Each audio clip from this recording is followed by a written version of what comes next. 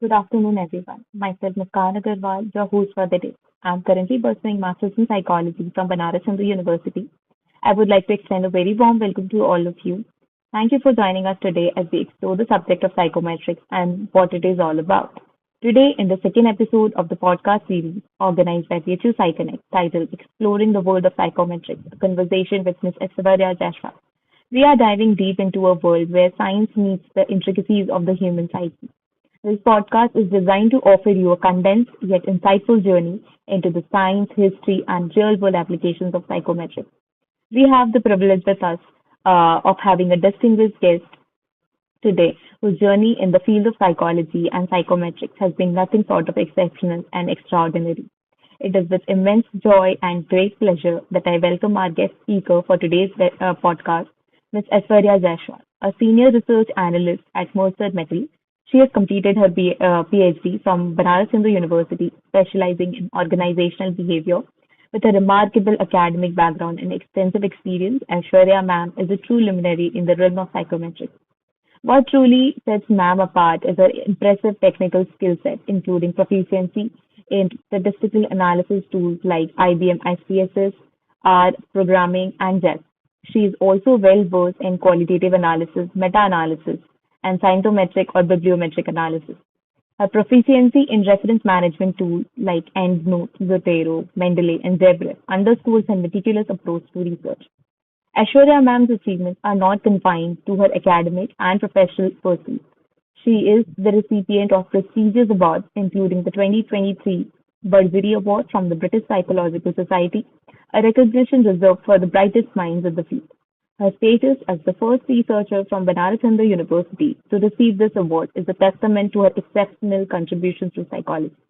Additionally, her selection as an ICT emerging psychologist in the Emerging Psychologist program speaks volumes about her international recognition and commitment to fostering a global collaboration among early career researchers. Her experiences, achievements, and profound insights promise to make this episode an enlightening and enriching experience for all of us. So, without any further ado, let's welcome ma'am to this podcast. My request with the audience is before we start this podcast is to turn on their cameras if they're comfortable with it to make this more engaging. And also, please be patient with us. If you have any questions, put it in the chat box. We will address all of your doubts and queries during the break and at the end of the session. So, ma'am, since we have a diverse group of audience from different educational backgrounds and levels joining, you how to mix, what to mix, that ways. So it helps us measure things that aren't easy to see, like whether someone might be good at a job or what kind of job would make them happiest, because it's a both way thing. If you hire the wrong candidate, while that would be an economic loss and human effort loss for the company who has invested in you, and they'll have a bad turnover rate, it's equally unhappy for the candidate. It translates to stress and different things, and they ultimately leave the job. So it's a loss situation at both ends. So it's that cup that helps you measure things that are not directly visible but impact, but is life changing for you. Any job one takes up is a life changing experience for them. So, and when we use tests, questionnaires, or something, even games. So, like when I see people talking about psychometrics, they usually have been limited to something traditional, and they think of a test and reliability, validity, test construction. No, it's way beyond. It's about assessments and not just testing. So it could be even games. Now there are many gamified assessments. There are many companies in India as well who are being taken over by giants in the field, that you can make someone play a game and decide whether to hire them or not. And big banks are doing this in even IIMs. So this information, this measuring cup could be used in different ways. It helps companies to hire the right people. In the education sector, it helps teachers understand their students' need. In the clinical sector, it could help understand who needs which sort of therapy at what degree and so on, and to help individuals learn more about themselves as well. Their self reports uh, could are a big assistance in that field, not could be. And okay, I'm coming to the second half of your question. What drew me to psychology? Being a psychometrician. So, well, yes, I was always intrigued by puzzles and complexities of human behavior. And the more I read about it during my college days at PhU, the more I found myself fascinated with the idea, okay, you could actually measure something as complex as human abilities and personality traits, and not just in a specific sector, but in a range of things, in corporates, in military. We have military psychologists working in defense ministry just for this purpose. So this this idea has always kept me hooked up. And besides, it's like helping someone find a job they could be good at, and helping a company find the right employee, right person, helping an organization, like in military setting, if I talk about helping an organizational find the right person who could have significant impact on national security. So these were the things that how I saw psychometrics. But it's like being a detective and a helper rolled in one role. So there are challenges and rewards that kept me engaged and inspired me. But this is just first part of the second question. Part two is about my interest in meta research. I don't know how many of you have heard it. Please don't confuse it with meta analysis. Meta research is research about research. And yes, research on research is something I have been very, very passionate about. So let me share how it started. So I started diving into the research thing quite early. When I was in first year of my masters, I had attended and presented in over 10 conferences, including now pan international ones. So I have listened to a lot of experts and good time thinking about like why they chose this design, why this sample, why this analysis, why this software. And there were many whys because I have been interested on research. So I don't really know how many people could relate. If you could relate, please raise your hands virtually. No need to turn on the cameras, even you could raise your hand. I'll be happy to see who else has been interested in meta research. And meta research is a general thing. Like it could be specific also. Some people are interested in meta methodology, like just specifically about different methodologies interest them. And meta research always exists in conjunction with other specializations like meta research in psychology, meta research in education, and that way. So psychometrics was something where I saw a confluence of my interest that all my interest club found applicability in psychometrics, and that's why I found it very compelling. And as I'm saying, please don't confuse psychometrics with some test construction or anything. It's a broad range of things. It involves job analysis, competency mapping, many things. So that's how it is. I hope I answered your question. Yes, ma'am. And I really loved your comparison of psychometrics to the baking of a cake. Like, yeah, we all know baking a cake is a science in itself, because even if one ingredient is here and there, we won't get that perfect cake. So, yeah, it was very much simplified for us to understand psychometrics in that sense. You mentioned about like different types of psychometric tests and like various purposes in which it is used. So, can you walk us through some different types and with their specific purposes, and what are some examples of well-known psychometric tests and what do they measure? Certainly. So psychometric tests, just like cakes and pizzas, come in different shapes and sizes, each designed for a specific purpose. So the very broader one, maybe you have already read about this as well, would include personality tests, and not personality that we're looking for,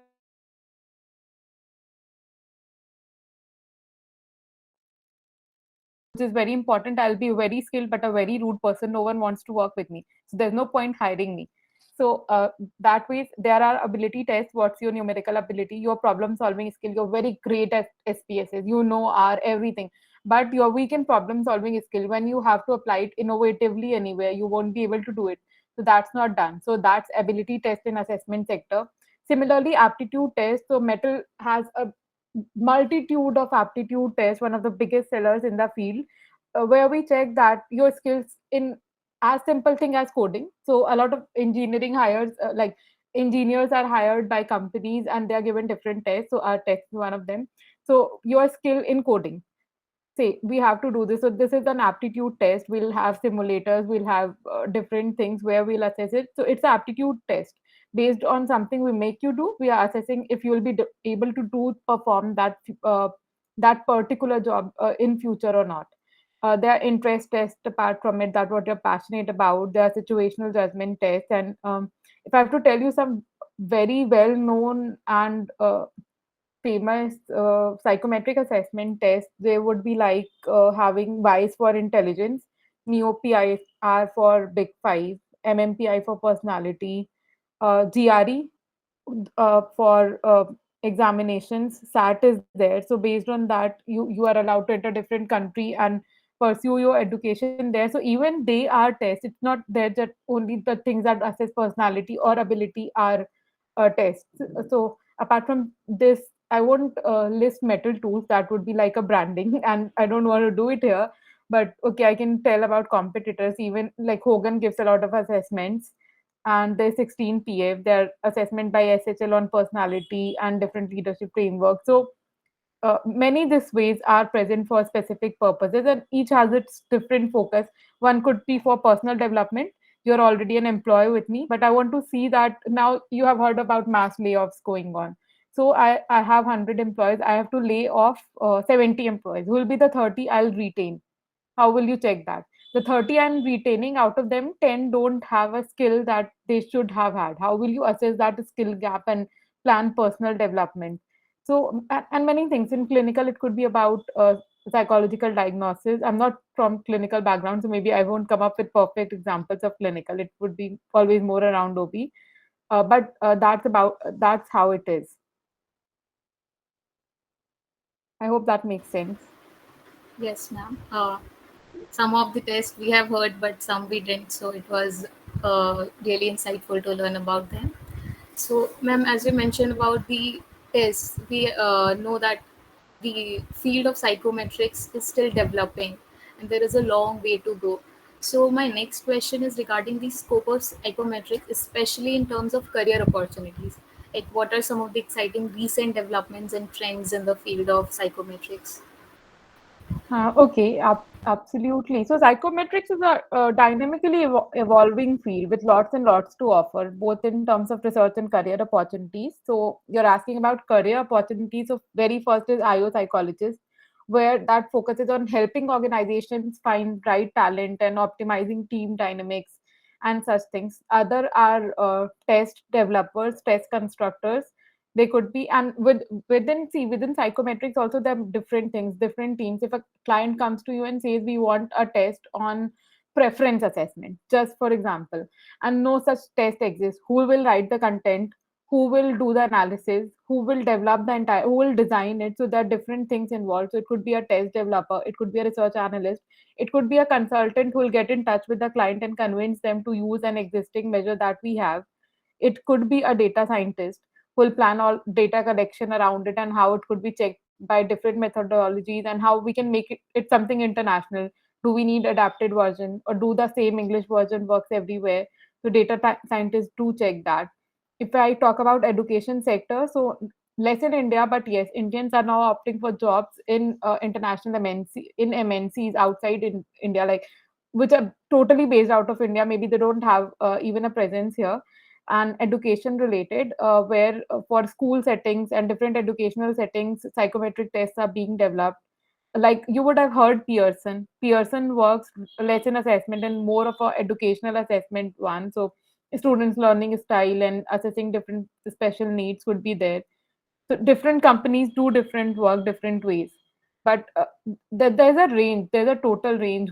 One that will be getting in touch with the clients, they will also be psychologists. The one who will be writing down things will be psychologists. Ones who will be testing it will be psychologists.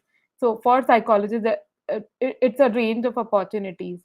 And apart from them, they find like in HR and talent acquisition things, they always have a presence, they are preferred in such managerial roles. And when you talk about trends, so one of the best trends I would say is AI and machine learning that has come. So because AI is here and it's helping people make, so it's not always disruptive. When we talk about AI, it's being said it's disruptive, it's disrupting everything, but it's also helping us have a transformative experience. So develop exciting trends. One is the presence of AI. Second, remote assessments as we have. So if I talk about like take the example of Government of India project Digital India, we are the biggest vendors for that. A big if this project kicks up more, will be a bigger business. So when it comes to Digital India and Skill India missions, many things that government is launching. So they are all based on remote assessment, that you will be sitting at the comfort of your home and will assess you and what gaps are there in your skills. Like government is doing this, and then they are providing training accordingly to people. So all this is going on at the administration level, and this comes under remote assessment. So in within assessment in psychometrics, this thing has come up and is great. Like it's ending the digital divide as well. You may not have a laptop, but everyone has a mobile now. So even there are assessments that could be taken on mobile. There are many that couldn't be. It's being like expanded. This is an ongoing thing, that expand your assessment so that just on the mobile someone could open and take those assessments. So remote assessment is a thing. Then is gamification, to make it more engaging for people, to improve user experience, and uh, to assess something without making people realize, okay, you're being assessed. So gamification is helping people that way, and it's in trend. Many giants are taking over gamification companies. Many games are coming up in India. Also, there are good companies like Perfect AI who are working on this. So this is another thing. Other would be, I think, ethical AI. If I talk about, so there's a lot of discussion going in US Labor Commission and BPS, APA, all are discussing the ethical AI. AI is there, but how to have an ethical use of it. And it's a big concern, because AI has come at a very fast, like developed at a very fast pace, and something unprecedented. No one imagined that it would be there, and like cover such a big part of the geo, and have an influence in so many people at one go. So how to ensure ethical use of AI is one thing. I'm giving you an example. AI is based on algorithm. If I feed that I have 10 employees, all are white. So whenever a black person, very deserving, applies, but he mentions in ethnicity, black and say brown skinned like us. So AI, when detecting it, would reject the candidate by itself. Their CV would never reach us. So these are things where comes the ethical application of AI, because what you're feeding, what algorithm is being fed in AI, has a great impact on how it will work. So this is something that is being discussed. Opinions have been invited, even from common people and big professors to students. Everyone who thinks they have a way out, just go to US Labor Commission site, Employment Commission site, and write to them. They're very open to this, because this is being explored extensively. How to feed the right thing? What I provide today, all my candidates in future would come on that basis. But what if the technology itself changes? I uh, AI is able to write Excel codes. I don't want a coder now. I want someone with a different skill, maybe a soft skill. So what will be that? But if I have fed my AI, okay, all people I've hired are great at Excel skill, something which is not relevant now. It will go on hiring people with good Excel, like shortlisting CVs of people good at Excel skill, while now the demand is for soft skill. So how to use AI is another big concern. Then we are moving towards holistic assessments, that one size fit all sort of assessment should be there, that should cover multiple aspects. But again, it has to be balanced with accommodating diverse groups. Like I said, digital divide. If people have accessibility on mobile, it has a reach to more number of people. Similarly, if I say about accommodation, so you're given an abstract reasoning test or a situational judgment test which uses colors. Now I'm a colorblind person. How will I distinguish? I'll obviously score low on that. But why am I scoring low on that? It's because of something that ability. So there could be similar things. There are many coding things. So I could have a disability in my hand. I could have a muscular disorder, and that's why the keyboard strokes I'm doing are slower. But what if your assessment doesn't ask in the beginning that if I have any such issue, and you don't provide me an accommodation, you don't give me extra time, you are not replacing the items that have colors with black and white, or the ones that alternate forms have been developed for those with color blindness. And the color blindness is a very common thing. Many people get to know about it when they're appearing for such assessments, that okay, I'm not able to distinguish. And be it mechanical engineers, civil engineers, I've many people have realized it, or when they have taken the assessments, okay, I'm not able to distinguish, and then they have been tested for color blindness. So accommodations are needed for such people. They shouldn't be distinguished, and they shouldn't be low scorers just because they have a disability already there, which has nothing to do with the job they have to do. They have to design machines. something less on colors is specifically used in that assessment. So this is one thing that is being considered. And then there's interdisciplinary collaboration that is being discussed. Like government has proposed projects like Karmi Yogi, where promoting an L&D approaches for civil servants will require assessments, periodic assessments, and what is the lag in their learning, and then they'll be given training accordingly. Similarly, they're trying to integrate it in urban planning, marketing. So, another trend is towards collaboration. Civil servants are always viewed like at the top of the hierarchy. So, if something is coming for them, obviously at different levels that would start coming. So, thanks to our honorable prime minister, has already thought over it, launched the project, and soon we'll get to see this as well. So the field of psychometric is not just thriving, it's evolving in ways that we couldn't have imagined a decade back. And uh, whether you're passionate about data, interested in human behavior, just love solving complex problems, it's an exciting field. So I hope I have been able to provide a comprehensive answer at the opportunities and trends shaping psychometrics today.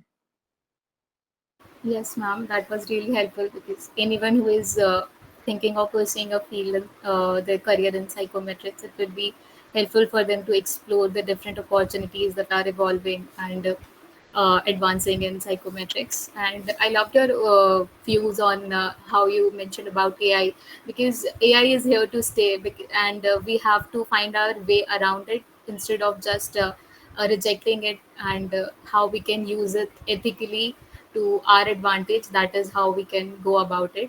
So, with the advancements in AI, ma'am, is the future of psychometrics? What can we expect from the future of psychometrics with the involvement of AI at such high levels in different aspects of psychometrics? Uh, okay, can you please repeat? Like, I'm just repeating if I understood it correctly. So, with advancements in AI, how is technology going to influence assessments? You want to understand that, Yes, and ma'am. and then How what is we it expect from going? the future. Yes, ma'am. Okay, okay, thank you for confirming. So, when we talk about impact of technology, particularly AI on psychometric, it, as I said, it's transformative. So, I'll explain you with certain things how it's revolutionizing things, and not always destructive. So, firstly, it helps in automated item generation, which had been a big thing till yet. There have been systematic literature, like it used to take around 3 times more time and effort what it is taking now, thanks to AI. Because if a project comes, I'm taking a real life example. A project comes from pharma industry. They ask us, we want to assess our IC level, we want some IC level salesperson. So at the individual contributor level, what do you think attributes they should have, and can you please help us map it with your existing tool and what competencies they should have? Like, we don't have any framework. We are a biggest pharma company here, and we want to hire 200 employees, 2,000, 20,000 employees at IC individual contributor level for sales purpose to increase our sales. Now you tell me what should be the qualities they should have, and then we'll map it to the frameworks, and then which tools will be administered, and everything, the total business would be decided based on that. So how will you do it? So, few years, not few years, just 1 or 2 years back, when AI was not there, people were totally clueless. This had to be started from scratch. You have to do a lot of systematic literature review, etc. Now also you have to do it, but okay, AI is there to help. It makes the process very fast. And when I talk about AI, don't think about it. Chat GPT, chat gives you ready-made answers. There is AI integration in everything, even in searching literature, even in comprehending research papers. So there's an AI for everything. You give chat GPT a paper and tell, okay, what's the core of it, and it will make it for you. You'll get to know what's the basic major things, and you would have read the abstract but not the entire thing, and you'll get to know what you're looking for is present there or not. So it's not that it will do the entire work or you'll be able to use those exact things from there, but it's very helpful. There are different research sites, there are presentation PowerPoint presentation sites as well. So if like you just tell them you have to make a presentation on this thing, and AI will make that for you. So it has made firstly that content generation thing very easy. Then there's advanced analytics, I would say. because it's providing deeper insights into the data. As I said, like it's reading a research paper for me in 5 seconds and telling me what's there and what I'm looking for is there or not. So what better? You people may already be using it for your research purposes or writing dissertations or something. So what methods, what trends to analyze, something we won't observe, we'll ask AI, and that could help us with analyzing those things. Similarly, for adaptive testing has always been there, but now AI is helping make adaptive testing better, less time consuming, more accurate.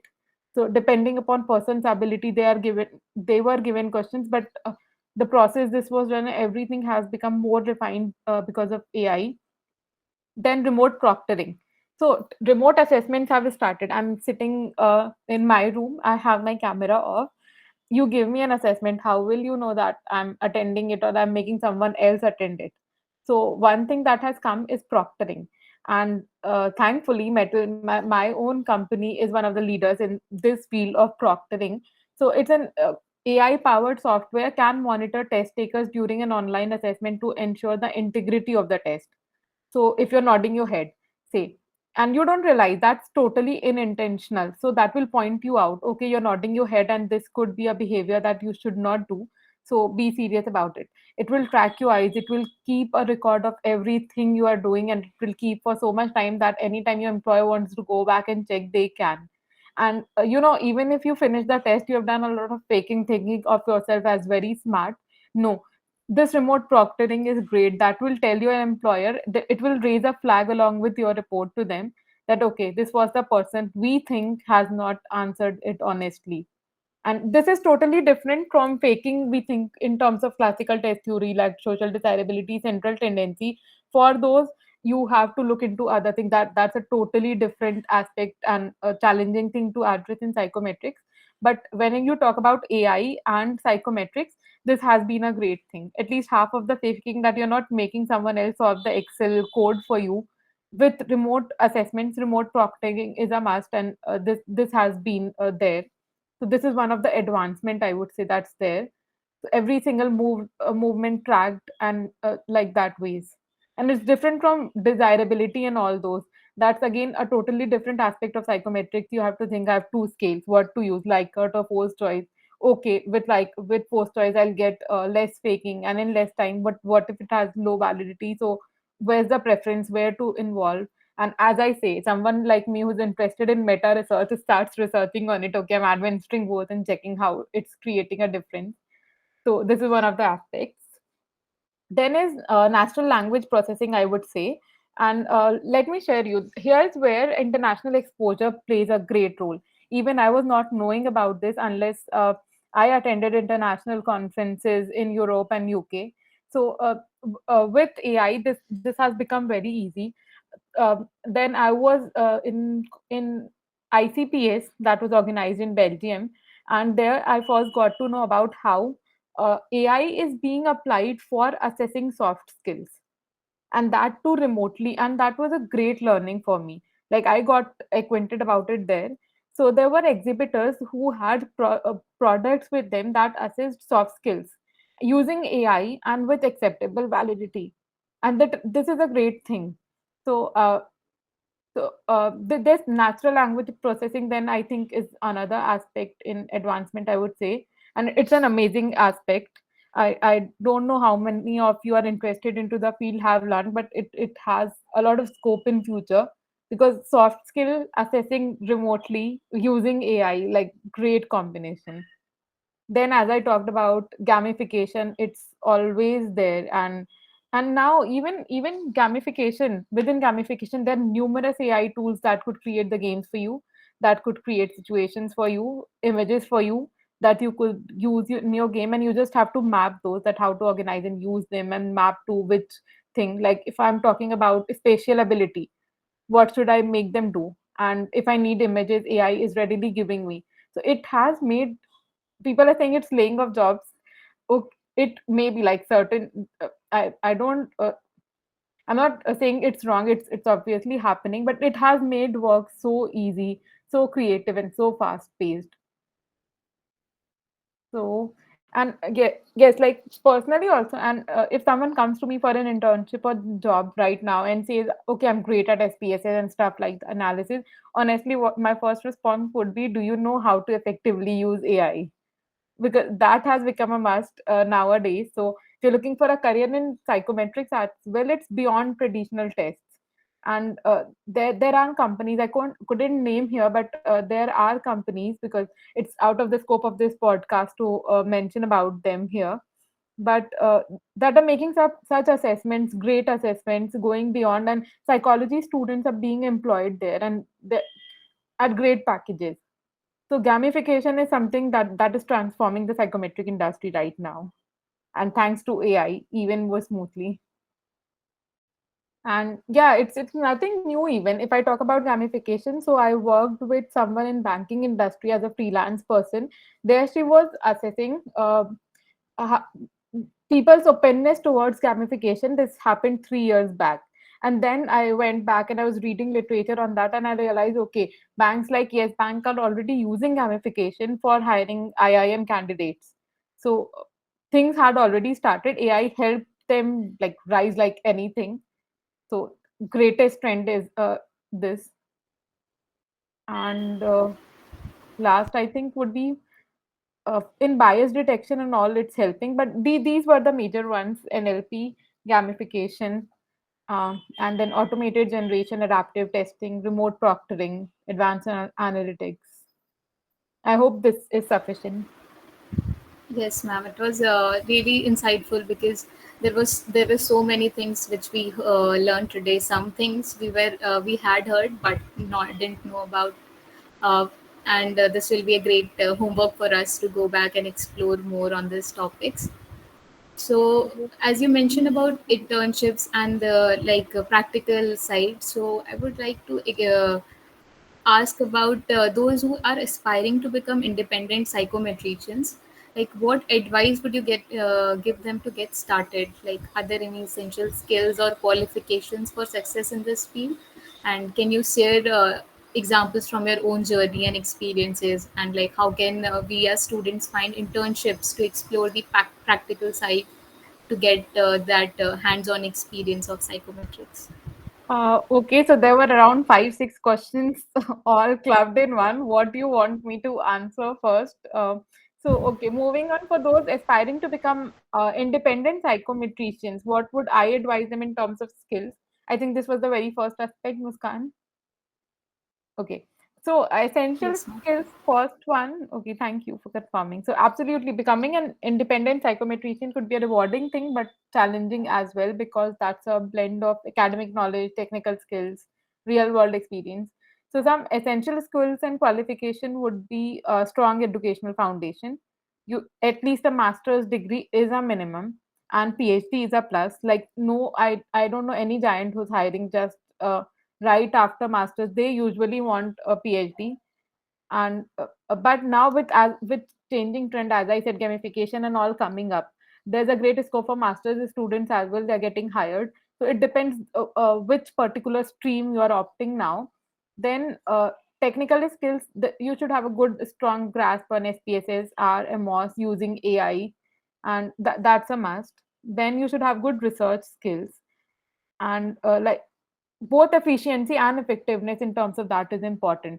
If a client comes to you, and research skills, I don't mean just conducting very big research and running analysis, as simple as literature search. What if a client comes to you and questions some aspect of finding that you have reported? So you know that it is right, but you only need proper citations to prove your point. But what if it takes you 1 week to find that exact literature and prove your point? So if proficiency at every level, right from the start, right from conducting literature reviews to the last aspect of reporting and how to report it, and if it's compliant with APA or whatever is being followed in that particular geo. Because when you work internationally, every geo has its own bodies, rules. If you are selling in South Africa, you want certification for HPCSA. If you are selling in Europe, you want it from BPS. If you are selling in US, you want from EOCs, and that ways.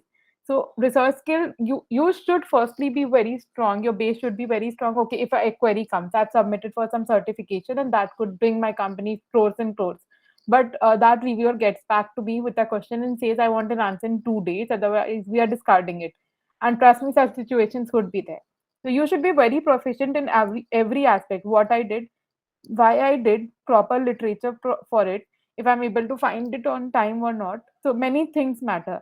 It's not just one skill. Okay, I'll learn SPSN and that's done. Should be equally good at literature search. You should be equally good at communicating your reports in written form, and everything, like whatever comes as a part of research, you should be proficient in that. If you're working with a company that does some soft skill assessment, you should have a detailed knowledge of soft skill assessment, their implication for jobs. There you'll have to go through meta analysis of how a particular soft skill affects job performance, and such questions uh, do coming up, and you'll have to resolve. So there's a broad range in that. Then there should be ethical sensibility, that is very, very important. Applying ethical principles, ensuring test fairness. And these are essential components, I believe. The item that you created, your test should not be biased against any gender, any region, any geo. And ensuring this is very important. So unless you have a complete knowledge of that, what is discrimination, DI perspective, if I say, if someone is not knowing, is not up to date with what is going on in the world, what movements are going on, what is being avoided in which geo, they won't be able to develop a ethical sense. So it's about being proactive in what is going on around in the business world as well. Then communication skill. So and you need a good communication skill in terms of explaining things to people in simple terms. I'm giving you an example. You develop a great product, great test, but who will sell it? You won't go and sell it. It would be sold by the product team. Who will communicate it to different people? It would be the marketing team. So, and they are all from non psychology background. So you need to have a good communication skill to be able to explain people things in clear and concise way. And your research findings, so it's not just about conducting research, but being able to communicate it to people from different backgrounds, from product, tech, marketing teams. Those who will interact with the clients, they should know everything, but what you'll tell them, so that they don't mix up things. For them, everything could be one thing as well. So communication, not in terms of good English, bad English, or very proficient, being a very proficient person and having a very good vocabulary, using terms that people will have to Google. No, that's for marketing and product team. As someone in psychometrics, you should know how to communicate things about your research in simple words to others. So those are very important skills. Whenever you'll appear for any interview, this is what will be checked. If they'll ask you, okay, what is as simple thing as t-test, they won't want the definition. They know you know it and you have come prepared. How will you explain me with an example, a very basic example to a layman? And that sort of thing you should be prepared with. So I think this was helpful. I'll move on to the second part of your question then. Internship part. Yes. Okay, sure. So, sharing my own journey and how people can like find internships and practical side of things. Okay. So, and when, see, I'm talking about companies, don't get restricted to assessment companies, because when I was doing my doctorate, there were no organizations like PsyConnect that could bring people, and you can get to know what's exactly happening. So there are many companies not traditionally into the assessment industry, but hiring people at great packages, and they're very well known companies. So it would again be a branding event, which I can't cover in this, but there are companies which you won't even think are hiring psychometricians, but in India, and great, everyone knows them, and they hire psychometricians, and they are in great demand. And just because they don't have experts from psychology, they get people from computer science, etc., who do a course in psychology and then get into that role and get paid high. So why not psychology students are already, like, we have given years and years to understanding this, take up those things.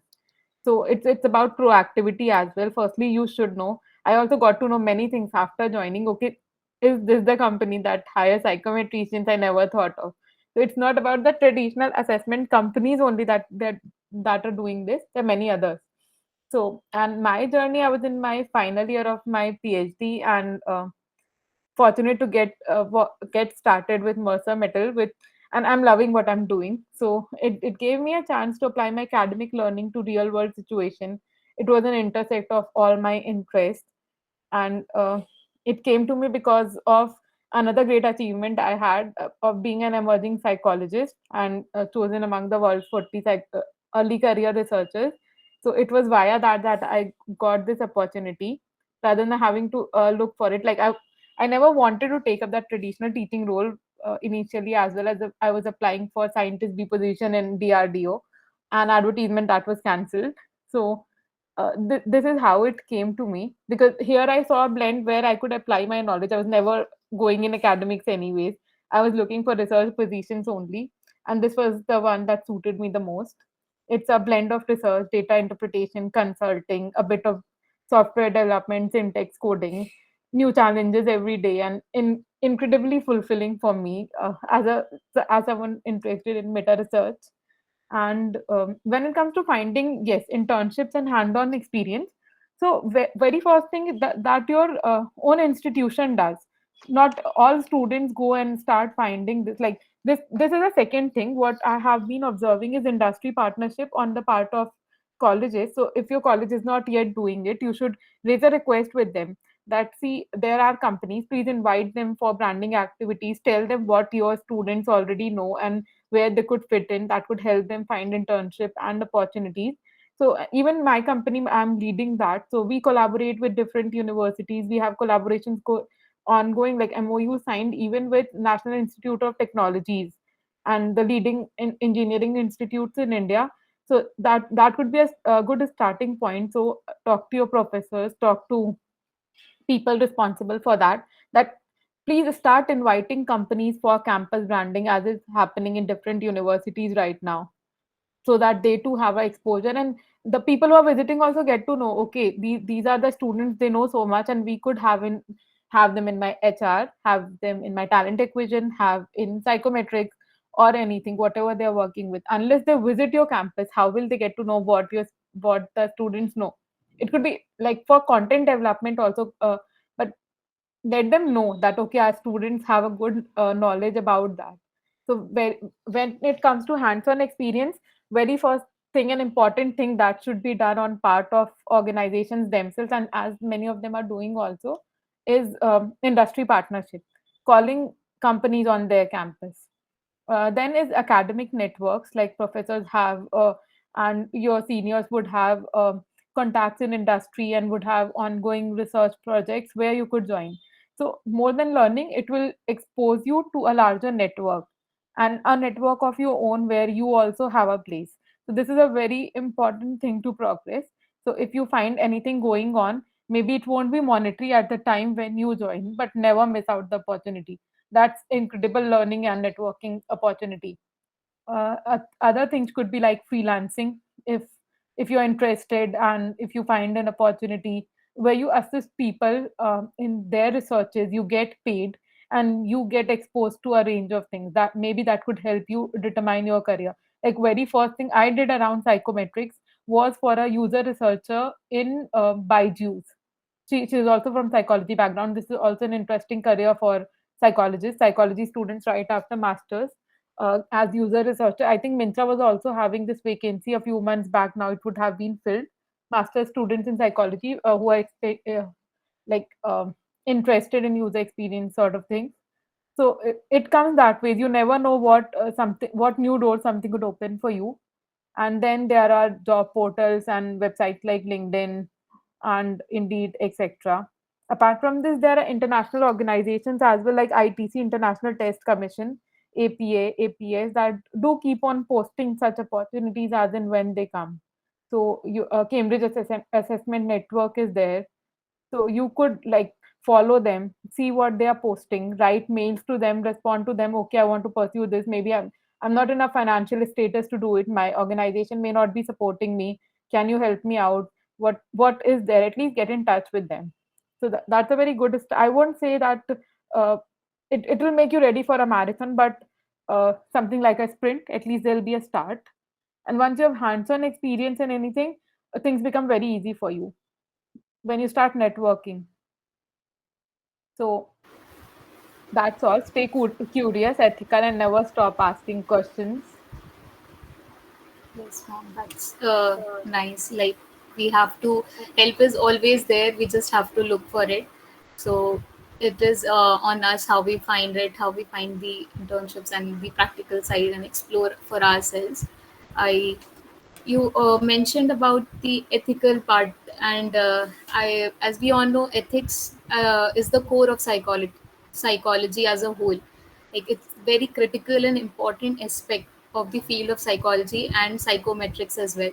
So, how do researchers address the issues related to biasness or fairness in testing, and like what guidelines or principles should professionals in the field follow to ensure that ethical practices are being done in psychometric assessments? Uh, okay, so again, I think it's thank you for that question. So again, it's a combination of two questions. I'll address that one by one. So, and by the way, this is just a joke that I'm doing it. I'm happy to answer those in continuation. So, yes, you have hit upon an essential aspect of psychometrics, which is the ethical dimension. So, ensuring fairness and reducing bias are ongoing challenges, and always a top priority for anyone who is involved in any assessment, test development, or implementation. So, let's discuss the issues that are tackled and guidelines people should adhere to.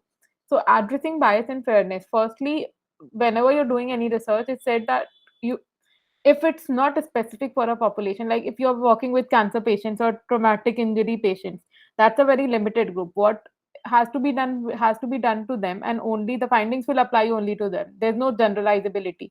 But if I talk about psychometrics in general and how it's done for assessments, for campus hiring, etc., so many students involved, it should always be based on a diverse sample. Diversity in itself minimizes bias. Then, one way of addressing bias is content review. I know this is sounding very simple when I say content review, but I'm explaining it to you how. So, test items should be scrutinized to eliminate anything that could make them culturally or demographically biased. I'll give you an example. If you have a test in English language on procrastination and you wanted to administer on a Hindi speaking population, okay, what approach you'll follow? Maybe it will be simple translation, or simple translation won't work. You'll need an adaptation. So, but what you find, your test failed factorial validity and you can't use it on a Hindi speaking group. Factor structure was unifactor, it was not replicated. Now, what will you do? So, you'll go on to revise the item. Or you maybe you'll say, no, the test doesn't apply here. But this is not as simple as just saying, okay, it doesn't apply because the factor structure doesn't match. So you'll have to go and scrutinize the item. This will be a backward thing if you don't do content review right from the start. Content review by SMEs, subject matter expert. Very first thing, you'll go on to look at the questions, and the very first question says, okay, if I don't finish work on time, I start feeling blue. And if I do translate it in Hindi, it doesn't make any sense for people. Simple translation कि if I'm not completing anything of time, मैं नीला feel करने लगता हूँ या ऐसा कुछ. So it doesn't make any sense at all. So whoever is the researcher handling this, maybe they have done a simple translation, not adapted. Maybe what they adapted was a version that didn't match the expectation or match the it was just equivalency in terms of language and not culture, not concept. So this can't be done. So a content review by subject matter expert plus having a CVI index above zero point 0.7. CVI stands for content validity index. So very important thing in reducing bias is good content validation of the content that you're going to use. It should be appropriate for people across culture, across languages, across demographic. There should not be gendered questions. If there's a gendered question, how will females answer it? Maybe we are stuck. Wrong answer, low score. But low score for what? Not because I was not good at it, but just because your item itself was biased. It talked about something that's not meant for females at all. So that's a discriminative question, but that influence my performance on test, my hiring, my promotion. So an aspect to reducing bias is good content validation by subject matter experts. Then there are statistical checks like diff analysis. It's called, it's differential item functioning analysis, to check how the tool is operating across different psychometric groups. Then, for when it comes to bias, very, very big concern is accessibility for people with neurodiverse problems, with disabilities. So, how will you accommodate those? Will there be alternate forms? Will you have things like screen readers for those who can't see them? Alternate forms for colorblind, those who have any manual physical disability in doing manual things. So how will you maybe keyboard strokes, by keyboard strokes I'm measuring their cognitive ability or some dexterity. But what if they have some issues in their muscular neuromuscular disorder? How will I accommodate them? So this is a very big question, and there are numerous cases going on in countries like US, and companies are losing crores and crores, and that's why this is being taken up so seriously, because a person who appeared for the test was not hired, is doing a case on the organization that the question that you gave me didn't take into consideration that I am deaf, and I could have taken more time than normal people, and that's why I fail. Here you see there's no logic. Why will a deaf person need more time doing something visual? But yes, it's a disability, so but it was not accommodated for, and there are different claims that are being done on this aspect. So one very important thing in ensuring it's bias free is accommodation for people with different disabilities. Then, as I said with the example, you can't use I'm feeling blue in Hindi just as a translated version. So adaptation, revalidation, that okay, even though I adapted and made it something in Hindi, because literal translation does not exist in Hindi, it's an idiom. Idioms in itself, idioms and phrases should be avoided in scientific testing, but even if it is used, I have nothing, what I have used for it, how suited is it for the purpose. So all these things get on to be very complicated, but are very important to ensure that your test is bias free.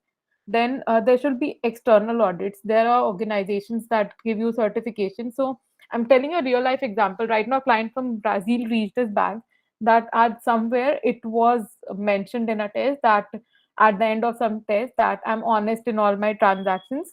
And some hires were like, you are questioning my honesty, you are doubting me, and I'll do a case and such things on the assessment provider. And that questions were added by the that organization themselves, not us.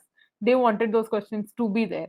But as basic things as honesty, if you ask someone directly, you're honest on your transaction, someone could feelings could be hurt that you're already routing me for a job. So in India we'll find very, very less cases like this, but when it's about LATAM and international geos, Europe, there are a lot of claims like this.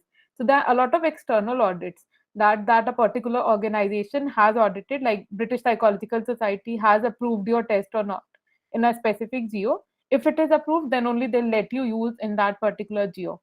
So this is one another thing, that having certified things, even if you are developing a questionnaire and people there are using on a personal, as a personal independent researcher, on a personal basis also, you could apply to them that see this is a thing, you could mail them and I'm using it. So maybe you don't need a certification, but a simple information that because this is something I have developed and is being used, I'm informing you that you just cross check if it is meeting the standards of your country, or it's not hurting the sentiments of any group. And many such practices are there. I don't know why they're never taught to us, or maybe we've never seen it happen that way, that something we constitute is being used internationally. But these are very important aspects to consider, and applying for many of these as an independent researcher is free of charge as well. So the many things to be considered when it comes to ethics. And among the ethical guidelines, as you would have read in your books as well, informed consent, confidentiality, transparency, then professional competence of the ones who is administering it. It has been seen many times, and particularly in collectivistic cultures, जब आप Indonesia और China में आपके tools दिए जाते हैं कि the person who is administering it has a lot of effect, and अगर उनको they have not been given any say prior information that lowers their anxiety, there has been an effect on the scores. They have been more like central in the central tendency range. There has been a lot of faking and so on. So there could be many things. What is the professional competence of the person administering it? If the HR of the company, so many companies are doing it now actually. They'll take your test only when you have trained their HR in how to administer a particular test, how to interpret it report, so that they are there on site to help candidates with such things. And then responsible reporting should be there. There should be fair treatment. Like I said, the case was because I'm deaf, I need more time. But if you're deaf and you are just reading sentences, why do you need more time? So already this has to be researched, and when such questions come, you have to answer. So fair treatment is a thing. Whatever, if someone with disability is asking for an accommodation, how much you can give them, how much not. If I give you 30 minutes, someone of same capability as yours is not hired for that position, and you want it just for a disability, that's not at all, I think, influencing your performance. So how to decide this fair treatment? So these are very um, critical aspects that have to be addressed now. And then there are many panel discussions by ITC, US Employment Commission, APA, BPS going on regarding all these. And last comes legal compliance. Whenever you talk about ethics, it's also part of ethics only. Whatever you're developing should be compliant legally, should not be discriminative, should abide by the laws and regulations, should have data protection included. So you're not going to leak out data that, okay, there was a company that there's a college and that took your, and a company took your assessment to administer on 500 students of that college to recruit 20 people. What about data protection? Someday we get to know that someone hiked your website, your app, your functioning, and leak that, okay, college ABC had the students of general 90% of students with general mental ability less than 10%. So it's taking the reputation of the other person as well. The many critical things, you have to be legally compliant, how to store the data, how the coding should be there, that even if someone is able to fetch that data, they're never able to decode what it means, because data leaks will be there. There are people on dark web who are doing all these things. But in within ethics come data protection as well. So even for students, when it's told collect data, it said ask them to write codes, because sometimes you'll upload on Excel, then you'll upload on G Drive. Some date could be leaked, it could be someone's personal information. So at an individual level also, there are many things that one should be compliant at, and at organizational level even more. So there these are some of the legal aspects. And when you attend good conferences, good international conferences, or maybe virtually also, many are there. So if you're able to do attend them, there are many symposium and general body meetings around this. So you'll have a in-depth understanding that what ethics is, and it's not something just on paper as we have heard or read about it. When I entered into the actual market, I realized, okay, what is ethics, where it lies, and how can it make someone go bankrupt just in a single day. It holds that capacity, because they're huge claims. Right now, I was reading news 2 3 day back. Someone had one biscuit less in their pack of biscuits, and that person got 1 lakh. So what if their data, they find it leaked anywhere, and it was told we'll keep it confidential by an organization? So it's a huge loss, and there are many insurances around it even. So these things could happen. So these are things you have to be very mindful about. And ethical practice isn't just a guideline, it's a non-negotiable core stone of the discipline. So you have to consistently apply these principles and seek to minimize bias and improve practices contributing to understanding human behavior in a fair and equitable manner. I hope that answers your question. Yes, ma'am, it did. And we have learned so much so far from all your experience and knowledge. So now we will be taking 2 questions from the audience. If anyone wants to ask a question, they can raise their hands or they can type their question on the chat box as well. Okay, I could see questions coming in chat box. Okay, there are students from other backgrounds as well. Good to see. Hi, Pallavi. Your question is branches where economics and psychology can be mixed. Given background. Okay, branches. Yes, economics and psychology. I think in psychometrics and consulting companies, you can apply. They give great, like it's not always about package. I'm just telling one thing, but they give great seven-figure packages when you have knowledge of economics clubbed with psychology, and you apply in consulting firms for role like consultant role, researcher role, business analyst role. There's great scope. And don't go for just for the big companies. There are many startups. I know maybe the stability is less, but to start with, the startups pay you more than big companies.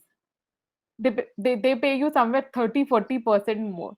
You can realize the difference. If you're getting like 10 lakh in a big company, maybe the startup will give you 15. It's that ways. And you mentioned about self awareness. Yes, so self awareness, usually many big universities take this for their students. Like personally, my company doesn't give it for just at the candidate level, it's always at the client level. Their accounts are created. So they help to help their students, and there are specific things they want in the report. So it can be enhanced because it helps you assess the gap, the talent gap, the knowledge gap, the skill gap, that ways. Free and reliable sites. Okay, this I'll have to be checked, but if free sites are reliable or not, it's in itself a question. So I don't know if both things go hand in hand. If it's very reliable, they won't offer it for free. There are many things like enter this, answer this, and you'll get to know about your personality, but it's not validated. And this is a great concern. I hope I answered your question, Pallavi. Okay, thank Akriti, you. you can ask your question. Thank you, Muskan. Am I audible? Yes, Hi, you are. Akriti, you are. Hello, ma'am. Good afternoon. Good afternoon, Akriti. You can call me Aishwarya. Sure. First of all, thank you so much for such a wonderful session. I have two questions. So let me begin with my first question. So, ma'am, we know that in army there is a recruitment of psychologists, like in all the three wings, Yes. maybe infantry, air force, or navy, and they sit for the SSB panel interviews also. But there is very little information available in the, you know, surroundings about how to join them. So, like you mentioned about that scientist B position in DRDO. So, can you throw some light on this area so that we get an idea how to enter in that field? Like, I know that there, and myself, I am passionate about military, and there are so many people in audience also. So, it will be a great help. Okay, so I can answer it, but rather than me answer it, I have a suggestion for BHU PsyConnect. I'll recommend you someone who's already a DRDO scientist and doing this, or left recently like that. So I can do that for you, and that those will be the best person. I could just explain, but they are the ones having hands-on experience, and that's something many students are interested in. So if you want, I can do that for you. For you'll have a separate session just explaining this. I hope that Sure, works. ma'am, that would be great. Yes. And Akriti, maybe you could reach out to me over LinkedIn and just post this question and I'll connect you to one. So someone who's Yes, already a ma'am. scientist, a military scientist will be the best person to answer this. Okay, ma'am. And my next question is related to your that bursary award from British Psychological Society. So, like, I wanted to know about your that experience as well as how to become the member of such associations like British Psychological or APA. So, please tell. So membership is easy. You can go to the site and take the membership. There are some criterions. If you're meeting them, you'll get the membership. And because those who have PhD, for them there were more concessions. I don't know at student level what they are giving, but for undergraduates also it is available. So membership could be taken up by anyone. For the bursary award, so you have to apply to their scientific committee. There's a separate committee for that, and there's an SOP that you'll have to write why you want to be there, what benefit it will have for you, what benefit it will have to the people when you go back to your place, and in terms of global partnership, those are evaluated. The best part of it is one knowledge and insight manager, they term it this way, will get in touch with you. All what you want to do over there, they'll help you with that. You want to meet the CEO, they'll organize it. You want to meet the president, they'll organize it. All what they want from you in return is a report of what I did there. So when you are there, you have to utilize most of your time into like making your experience worthwhile while someone is funding the entire thing for you and calling you and giving that. So you it's a great opportunity, not just financial, but it connects you with the right people, and then it gives you many more opportunities. Like I passed out from BHU, otherwise I had the they gave the opportunity to be the first British psychological society student ambassador at campus. Right now in our campus, even in India, BPS doesn't have student ambassadors. So they have it in many different universities across countries, not India. So they were raising this that if like we could have an ambassador at your campus, and it would be a great thing because they will train the ambassador. So more than the ambassador doing anything, they'll receive training from BPS people they will be connected to an international network where there'll be more students like them plus experts who will be leading them, training them what to do. If they want to do anything that involves financial cost, they will cover that. They will highlight it over their website, and that's a great opportunity for you as well. You're connected with leaders, senior professors. There could be time you want to do some work with them, pursue not just PhD. There are many short term courses as well. Any course under them at their university, to it opens doors for many things. Like I requested, I want to meet the president, I want to meet the CEO, I want to do this, I want to meet FPA president, and they organized everything. I had one-on-one meetings, coffee meetings with them, no disturbance. They were there explaining things, talking, discussing. So it was a wonderful experience.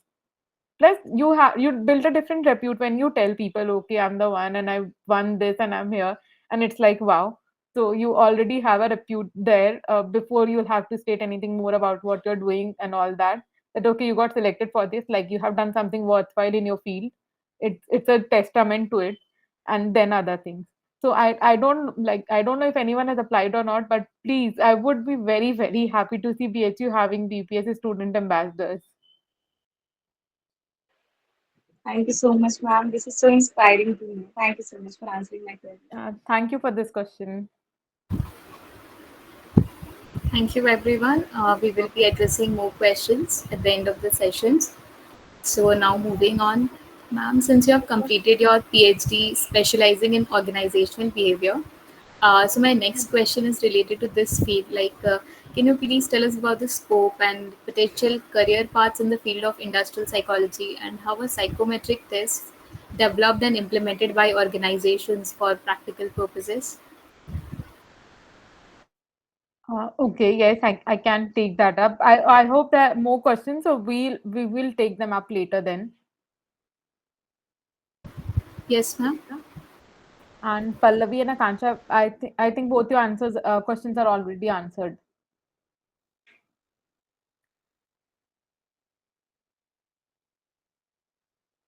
Just 1 second. Yes, ma'am. We will be addressing more questions from audience at the end of the session if they have any. And Okay, I hope. okay. So now you were asking that how to construct or publish a test. Was this the one? Can you please repeat? I just missed it. I was reading if there are more questions from anyone. Oh, okay, no problem, ma'am. I'll repeat the question. Since, like I was asking, since you've completed your PhD in organizational behavior, so can you tell about the scope and potential career paths in the field of industrial psychology and like how are psychometric tests developed and implemented by organizations for practical purposes? Sure, certainly. Thank you for repeating, Muskan. So let's just start with exploring the field of IO psychology. So it's a fascinating intersection of psychology and business world, whoever is interested in that. So one scope is into consulting. You'll find many consultants, like in my own organization, there are many consultants. They are all master's students with specialization in IO psychology, and then now their experience when they joined, this was like qualification wise, this is all. So consulting is a very good field if you come in sectors like this. Then HR specialist, because how to manage talent and implement recruitment and employee engagement is something you would be seeing reels and memes around even nowadays, that HR is happy Fridays and engaging Friday, they're trying to do such things. So jokes apart, they are actually good things. So one is the human resource sector where people find employment, consultancy, HRs. Then now we are having training and development managers. So based on the results that come, that okay, this upskilling need is there, or this particular need has come up. So different managers are hired, but these are like temporary positions. They work as external consultants and all, who come to different campuses and do this training and development activities. But more is in consulting, HR, research, and as analyst, research analyst, and business analyst as well, who develop different content. Like consultant will get in touch with a client. Okay, this is your need and this is what you want to do, how to do it, but how to get it implemented. Research will also come next, that okay, what you're implementing is worth doing it or not, and what you'll get out of it. Who's connecting the consultants and the researcher is the this business delivery team. And if anywhere psychometric assessments is involved, it's all psychologists who will decide, okay, how will you fulfill this. If consultant is telling, and how will you get back to consultant to convince the client, So there is where right after masters you have a lot of opportunities in the sector of IO. Research, if it comes to research, that like, okay, there's a hand raised. Yes, Richa. Hello, Aishwarya Ji. Actually, my question is related to this which you're talking about. First is if we are very sure about the IO field and we have to go in it. So, what are the things that we can do right now in my masters to enhance my skills alongside the subjects? So, this is the first question. Then I'll ask you the second one first. Okay, so it depends. Like I was telling, I'm connecting the dot between research and consulting. What is your interest, even within the psychometric industry? Are you more interested in going to clients, discussing things with them, convincing them on how it should be, or on the delivery part that whatever client requests come, how you will execute it? Maybe you'll have to make a new test. So, how will you write content? How will you configure report? If they say you have 10 things, they report one report out of five. What will be those five? How will you add things to it, add sections to it, how will you time it, and such things. And then comes the role of research. So what skill you need to develop at this point is much dependent on what you want to get into within the psychometric industry as well, within the psychometric industry as well. So where lies your research is very your interest is first thing. Like I said, Okay. mine was meta research. So it's research, research, research, and love for research. But yours could be way different. You could be Yeah. interested in people, then you'll go for HR roles. Yeah, and the second question was that you said that they don't hire permanently. So all the consultants work on a freelancing basis, or what No, no, is no, the no. Sorry, I think if there was a confusion, I said for training and development manager, just for them. Because okay. any training activity is done, so it's realized, okay, there's a training gap, maybe soft skill gap. People are not good at teamwork and collaboration. For that, they will just hire someone, bring them on campus, and get that done. So only this one was the temporary one, like a subject matter expert, not temporary, outsourced one. We say, like when you are working in a bank, also, then also you could be a training and development manager. It's that way. Rest, consulting, HR, employee relation, research, all are permanent positions, none Cool. temporary. Yeah. Thank you so much. No, thank you for asking this. Otherwise, it could have been a confusion others could have. I have one more question. I got disconnected in between. Okay, Pallavi, I want to learn psychology in simple language just to increase my self awareness, not in aim of excelling in the subject of my field. Which site Insta ID? Not sites and Insta ID. You can go for some short term courses in this regard, maybe 1 year, 6 month short courses that some universities offer. Maybe it could be over Udemy or anything like that, or by the university themselves directly. The OB courses that are run by different universities in India. So you go for those certified courses, not for simple instant YouTube ones. How can you develop a psychometric test? Okay, this will require a separate series of lecture. How can you develop a psychometric test? Because if I have to tell you nicely from scratch, unless I tell you from scratch, neither will I be satisfied, nor could you have an overview. But very briefly, I can just cover. Can you suggest on the same courses will depend on your interest, but please do drop me this request over LinkedIn, then I can get back to you on the list, because that's outside the scope of the current podcast. So I'll just briefly cover, okay, psychometric test development, because people are asking. So that's like maybe there's an overlap with what has already been explained, but it's like firstly a need analysis is done. Why do you need it? Maybe a test already exists, but if even the one that exists needs to be customized based on your preferences. Okay, so why do you need it for? Whenever we go on developing or customizing a test, is it for hiring? Is it for promotion? Is it for development? Is it for a trait? Is it for a skill? What is it for? Then which organization? Yeah, Pallavi, you could drop this request to me over LinkedIn. Pallavi, we will get back to you through mail and we will answer your questions, or you can connect with ma'am on LinkedIn for your specific questions. Oh, no problem, Pallavi. That's okay. Internet is perfect. Yeah, no problem. Happen. Then test select. Then once you have assessed, okay, why you need it? I need it for hiring. There are 20,000 engineering students that 200 companies want to hire. So is it for hiring, or promotion. There's a very big company, say company ABC, BHO. I can't compare to a company. Say Google. Google is there, so Google has to do some promotional activity.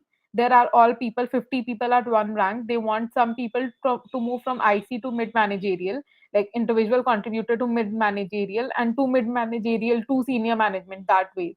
So what is the purpose that you want that testing to be done? It will decide many aspects of the test that you will develop or customize. Or is it for development purpose? I have very greatly qualified people. Some may be a bit less in the research team, say. Some may be a bit less skilled in using a specific software, smart PLS that comes, or WAP PLS, maybe something related to structural equation modeling. So it is for development purpose, but how will I assess who needs it? There are five people, maybe not all five need it. So why will I invest in